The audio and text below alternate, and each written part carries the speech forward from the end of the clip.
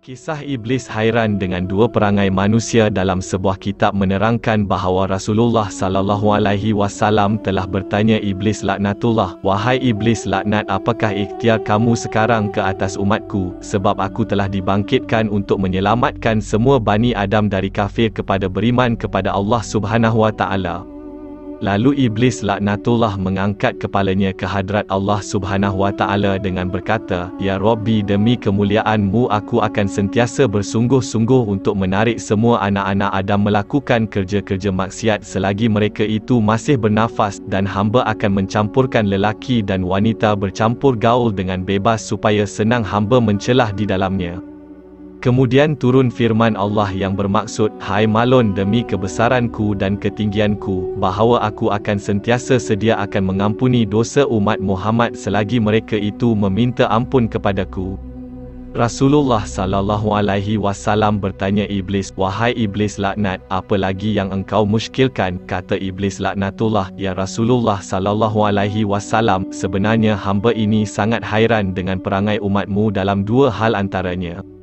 1. Mereka mengaku mencintai Allah Subhanahu Wa Taala padahal mereka itu taat kepadaku dengan mengerjakan maksiat. 2. Mereka sangat marah kepadaku tetapi mereka sentiasa menurut segala hasutanku." Allah Subhanahu Wa Taala berfirman, "Hai Malon, demi kemuliaanku dan kebesaranku, sesungguhnya aku anugerahi ke atas umat Muhammad itu dua kebahagiaan.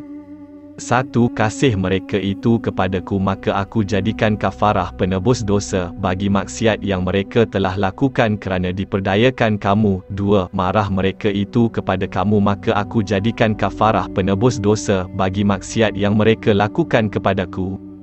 Iblis laknat tercengang-cengang apabila mendengar bahawa umat Muhammad sangat-sangat dikasihi oleh Tuhan Al-Ghafurur Rahim yang amat sangat mengampuni lagi amat sangat mengasihani hambanya dengan limpah rahmatnya.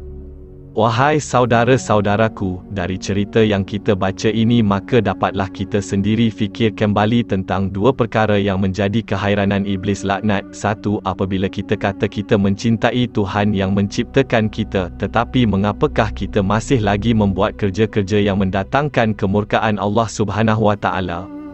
2. Apabila kita kata kita sangat benci kepada Iblis dan kuncu-kuncunya, tetapi mengapakah kita mengikut segala perangai dan hasutannya? Wahai saudara-saudaraku, Allah Subhanahu Wa Taala menyayangi kita beribu-ribu kali dari sayangnya seorang ibu kepada anaknya. Oleh itu, apakah kita masih hendak menjadi hamba kepada syaitan? Bukankah Allah Subhanahu Wa Taala yang memberikan rezeki kepada kita dan kita menjadi tali barut syaitan?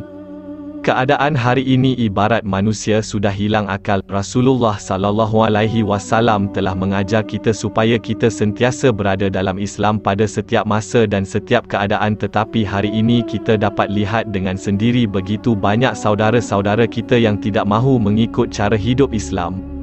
Perkara seperti ini bukan perkara baru sebab Rasulullah SAW telah bersabda bahawa di akhir zaman nanti manusia berpakaian tetapi telanjang, yang kita sedih sekali melihat anak-anak muda kita sekarang tidak lagi malu-malu mendedahkan auratnya, yang perempuan mendedahkan 3/4 tubuhnya supaya orang lain melihat dan mengatakan tubuhnya seksi dan sebaliknya.